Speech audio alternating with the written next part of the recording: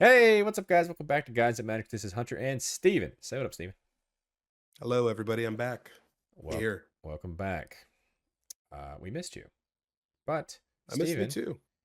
you're now joining us for spoiler season, which is still going. Yeah, it's kind of crazy. I thought going on vacation and coming back, spoiler season would be over, but here we are. Here we are, May 26th, 2025. We are still going all the way to May 30th, the longest spoiler season ever. But we got some cool cards to talk about, Steven. So let's go ahead and start talking about these cards. But before we get started, just as a reminder, hit the like button and subscribe to the channel if you haven't done so, because you don't want to miss out on any of these videos that we are constantly putting out, because upgrades are coming soon. But Steven, let's go ahead and talk about this first card. This first one is Dion Bahamut's Dominant. It's 3 and a white for a 3/3 legendary creature, human noble knight. It has Dragonfire Dive, which means during your turn, Dion and other knights you control have flying. And when Dion enters, you create a 2/2 white knight creature token. It also has another ability. You can pay 4/2 white, tap it, exile Dion, then return it to the battlefield transformed under its owner's control. Activate only as a sorcery. Once it's transformed, it turns into Bahamut, Warden of Light. It is a 5/5 legendary enchantment creature, Saga Dragon. It has flying. The first and second lore counters say Wings of Light, which means put a +1/+1 counter on each other creature you control. Those creatures gain flying until end of turn. And the third and final lore counter is Giga Flare, which means destroy target permanent. Exile Bahamut, then return it to the battlefield, front face up. It's kind of cool. Yeah, it's crazy, man. I feel like most sets have like certain things for certain commander cards from back in the day, and this set is gonna bust my Sidar Jack through the roof. Yeah, Sidar Jabari, that deck loves knights. We've seen a lot of Yeah, crazy knight cards, especially with these new Saga knights. That's nuts to me. Granted, this one's a Saga Dragon on the backside, but still, it's still doing the thing that you want to do with the knight side, hmm making knights, and then when you do flip it over, you put counters on all your knights, and then they gain flying. good, yeah, this is good fantastic. support piece for sure. But as a card, it's still very good. Yeah, I mean, as a card, it's great. I kind of am really excited to talk about this one in the commander grades video, just because obviously mono white and then just giving all your stuff flying. This is a cool card. It really is, yeah. But Steven, let's go ahead and move on to the next. Next up, we've got the final rare land of the cycle of the adventure lands. This is Midgar, City of Mako. It's a land that's a town, but like I said, it's an adventure. So the adventure part is called Reactor Raid. For 2 and a black, it says for a sorcery, you may sacrifice an artifact or creature. If you do, draw 2 cards. And then obviously you can play it as a land that enters tapped and you can tap for a black. That's cool. Yeah, I kind of still don't really know how to feel about the adventure lands. I know a couple of them, maybe just one is like super good in my opinion. This one's kind of like in the middle. It's not worthy of a meh, but I think it's a little bit better than that. I mean, I was telling Shane, like, these are just straight up better than MDFCs because you can either play it as the spell or the land. This, you can play it as the spell and the land. Yeah. So, hey, you're never going to miss your land drop with an extra attachment to it. That's pretty cool. I'm Yeah, here. I mean it is very interesting. I wonder how Moxfield will have these represented because I know like the MDFCs you have that little thing on the side and it lets you know how many MDFCs you have in your deck. I'm curious how they'll adjust that. I'm sure it'll probably be the same. We'll see in Yeah, time. But that is, like I said, that's the final of the cycle. It's a pretty cool card. Not too bad. I I'm like it. here for the cycle. Let's move on to the next card. This is Oh boy, this is gonna be a hard one to say. This is Louisoix sacrifices. Louisoix's sacrifice is what I meant to say. Hopefully, I don't know. This one's a hard one to say. This is 1 blue mana for an instant. As an additional cost to cast this spell, you can sacrifice a legendary creature or pay 2. Counter target activated ability, triggered ability, or non-creature spell. Pretty cool. Yeah, yeah. You don't like it? I, man, it's tough because like obviously it just seems so restricted on the fact that you do have to run this and And obviously you can pay the extra 2 mana, but most of the time you're wanting to pay 1 for this, so you're really in like legendary matters, which isn't like too hard to do nowadays with every single legendary card in Magic at this point. But I do like you can counter target activated ability, triggered ability. The non-creature spell's kind of cool too. It does have flexibility in all those modes. I need to see this used against me to know if I'm going to love it or hate it. I mean, if you get countered, I think you're gonna hate it against Yeah, but you. then I'll be like, yo, I'm throwing that in my deck. That's true. I mean, I think you can just use this. I mean, granted, you probably don't want to. Obviously, you don't want to sacrifice your commander, but you can definitely. You always have a legendary in your deck as your commanders, paying 1 to counter probably a win the game spell that your opponent's casting. I think that's the ultimate uh-oh kind of spell, Yeah. but I think it's a pretty cool counter effect. Whenever we get Yeah, new I think counter I'm at effects, it's like, cool. yeah, I think out of 100 being really good, I'm at like 75 right now. Okay, I'll take a 75. Let's move on to the next one, Steven.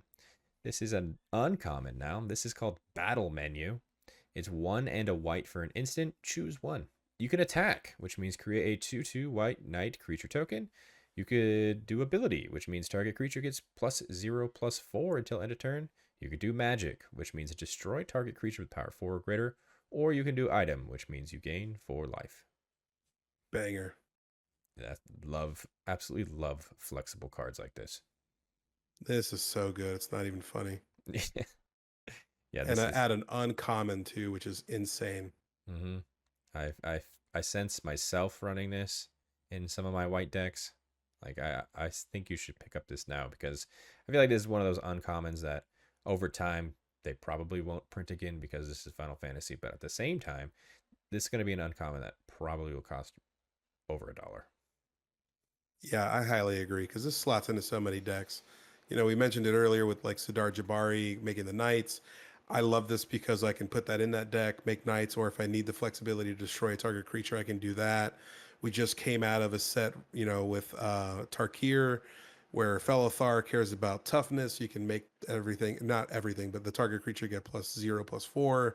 You can gain life with Baitor. This is great. This is so flexible. It really is. Yeah, battle menu. Pick your favorite on the menu. I am super here for this card. Yeah. Let's move on. We have Cactuar.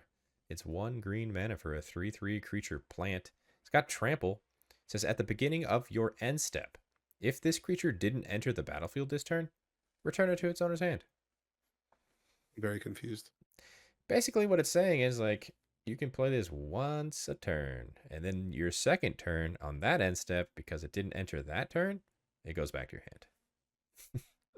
So it just keeps like coming down for basically one full turn cycle, and then you can swing, and then on your next end step, it goes back to your hand. It's like a nerfed Nor in the Wary. It's definitely interesting. For 1 mana, it's a 3/3 with trample, which honestly, it seems pretty good in like a standard environment. 1 mana 3/3. This will probably block a lot of just that aggressive red deck strategy early on, Yeah. and then hey, get in for damage, and then bring it back, and then play it again. Yeah, I mean, I'm interested to see where this goes. I'm not really here for this card, but it's funny enough to where I'm over that threshold. Yeah, I mean, this is a very famous character in Final Fantasy. We saw the other one that had the insane stats when it attacked. So, hey, it's Final Fantasy. Cactuar. Hmm.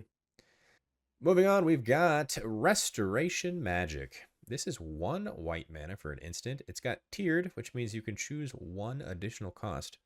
You could do Cure for 0 extra cost. It says target permanent gains hexproof and indestructible to end turn. You got Cura for 1 extra cost. Target permanent gains hexproof and indestructible to end of turn. You gain 3 life. And then for Curaga, it's 3 and a white extra. Permanents you control gain hexproof and indestructible at end of turn. You gain 6 life. Once again, Great card. a little bit more flexible depending on when you draw it in game. And yeah, I mean, just for one white mana, it's pretty good just for Cure. Just to give something Yeah. hexproof and indestructible. Yeah, no, that's pretty much what I'm looking at here. The one white mana for the cure is amazing. The other stuff I won't say is flavor text because it matters.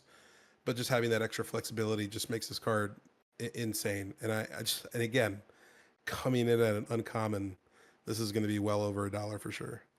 I don't know if this one will. I mean, it's I think it cool, is. but yeah, I mean, I guess I mean, we'll when you think see. about heroic intervention, now granted, that's 2 mana and all your stuff, and I get it. This is a little bit more, and by a little bit, I mean it's a shit ton more. I still think, I mean, with heroic intervention being at like that really high pricey mark, I wouldn't, I would doubt this card being less than like I'd probably say like less than $5 for sure, but up there. That's fair. That's fair. Yeah, I just like it for that one white mana. I mean, obviously, it's better whenever you draw it in the game. I think you can play it when you need it. So, flexibility like that's very cool. Let's go ahead and move on to the next card. This is Eject. It is 3 and a blue for an instant. This spell can't be countered. Return target non-land permanent to its owner's hand and draw a card. We've seen those Pretty bounce good. effects before. Adding on that can't be countered and you draw a card on top of it seems pretty decent. Yeah, I mean, especially being in blue, cost reduction is definitely a thing, and you're always trying to do the draw pass thing in blue. I really do like this. I think even if I do spend 4 mana, I think it's still going to be pretty good to have this in my deck. Yeah, I agree. I think this is going to be a really good limited removal piece. So Hmm. if you're drafting or if you're running sealed, I think if you see this card, think twice before you pass on it because just stuttering someone and drawing a card is pretty crucial in limited. Yeah, don't eject this card from your thoughts. Do not. But yeah, cool card. Not sure if it'll see play for 4 mana, but I don't know. We'll see. Let's move on to the next one. This is another legendary creature, Steven. Can you believe it? It's Yeah. Ashe, Princess of Dalmasca. It's 2 and a white for a 3/2 legendary creature, human rebel noble. It says when it attacks, look at the top 5 cards of your library. You may reveal an artifact card from among them and put it into your hand. Put the rest on the bottom of your library in a random order. Mm, here we are. Here we are. Here we are. You don't like this one, huh? It's whatever. I'll give this one the first meh of the video. It's 3 mana. It's a 3/2. It has to attack to do the thing. It can't do the thing the turn it comes down. It's okay. Does have whiff potential looking at the top 5. Yeah. But hey, if you're running that artifact matters deck and I don't know, Azorius, blue white, it's probably a pretty good include. Probably going to be getting this pretty regularly. I mean, hey, if you're an equipment deck, that's really good too. You can throw boots Hmm. or greaves on this and then give it haste immediately and then get more equipment. So, I don't know. We'll talk more when we get to our Commander Grades video, which, by the way, Steven, after this video, we are officially at 149 legendaries. Isn't that cool? Oh, yeah. That's great. Super excited. Expect lots of videos for our Commander Grades because there is too many to do in one video. Yes. But let's move on to the next card, which happens to be our last card. It's another reprint. This one is Giant of Babil. It's Traxos. It's a cool little reprint. I just, I know you said it last time that these kind of remind you of like a secret lair or just like a proxy. And I agree. It does look that way. This old art style. It's very interesting. But hey, this is cool. And they just keep printing more and more and more legendary creatures.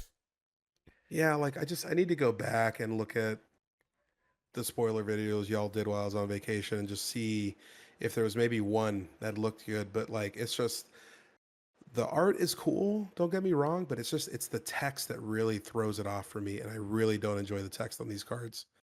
Yeah, the no text box text does look weird with the black and the white. Yeah. And the... Yeah, I get it. Trust me. There's a new secret lair as well that's doing the same thing. So maybe they're trying to try Yeah. this going forward. So I don't know. But Steven, guess what? Yeah. That's it. That's the entire Whoa. video. That's Short right. sweet for my first day back. You treated me nicely, thank you. Hey, it's a extended spoiler season, so there are not that many cards. But True. if you guys wanted to see the cards we did not talk about, which is some of the other uncommons and commons, check the link in the description for our Instagram. We post every single one, not just the ones we talk about in the video. But, Steven, let's talk about our favorite cards. Did you have a favorite card we talked about today? Yeah, I mean, call me crazy, but I'm actually gonna go with Battle Menu. I know it's just an instant, it's an uncommon, but it's so flexible. I think I'm pretty much there. I really did enjoy that. Fun fact, Steven, that's also my favorite card we talked about today as well. Hey, look at that. Battle Menu is Look a at that. great card. But you at home, comment down below as well. What was your favorite card we talked about today? Always interested to hear your guys' opinion. And while you're down there, don't forget to hit the like button and subscribe to the channel if you haven't done so already, because you do not want to miss out on all the videos that we are putting out. Also in the description, you'll find links to not only that Instagram I mentioned, but the other social media accounts as well. Follow us on those as well. And on the screen right now, those are all of our Patreon subscribers. Thank you guys so much for your added support. It really does mean the world to us. If you guys wanted to check out what they're seeing, which is not here on YouTube, please click the link in the description as well and consider subscribing. And a very special shout out to our Gains Indestructible tier, starting with Aaron Hill, Brian Ganella, Daryl Tripp, Demarion Turner, Dr. Rome, Jimmy Ward, Kevo, Larry Killian, and Thrifty PSGR. Appreciate every single one of you, and until the next video, I hope you guys have a great rest of your day. Peace. Are you happy that I'm back?